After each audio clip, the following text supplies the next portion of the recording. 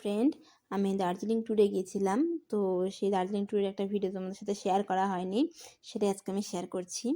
দেখো, আজকে আমি দার্জিলিংয়ের একটা বিশেষ একটা জিনিস নিয়ে এসেছি, যেটা হচ্ছে দার্জিলিংয়ের কার্পেট সেন্টার।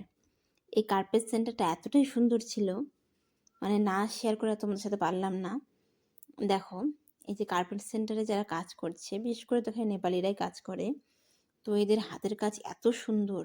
আর এটা তো অনেকেই জানো যে ওরা হাতের সূক্ষ্ম থেকে সূক্ষ্ম কাজ ওরা খুব বেশি ভালো করে।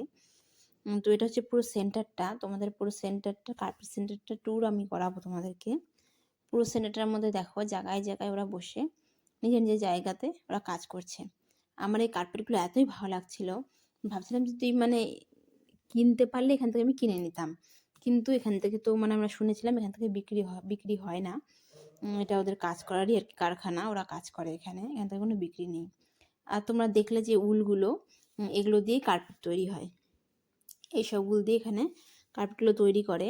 আর এত সুন্দর রং বেরঙের নানা রকম কার্পেট তৈরি হচ্ছে, মানে কার্পেটগুলো আমি হাত দিয়ে দেখলাম এগুলো বেশ টিকসই করবে আর দেখতেও খুব সুন্দর।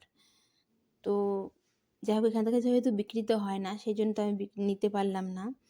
কিন্তু মানে এত সুন্দর লাগছিল এই কার্পেট সেন্টারটাতে আসে, এতই ভালো লাগছে, মানে কি বলবো। আর তোমরা যে রং বেরঙের উলগুলো দেখলে, এগুলো দিয়েই এখানে কার্পেট তৈরি হয়। দেখো, এক এক কার্পেটের এক সুন্দর সুন্দর ডিজাইন।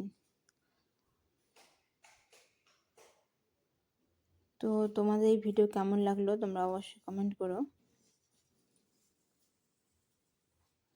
আর দার্জিলিংয়ের এটা একটা বড় carpet centre.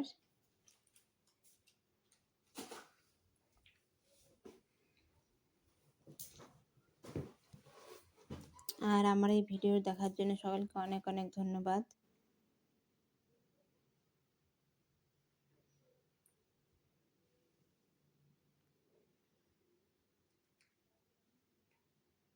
Okay, tata, by.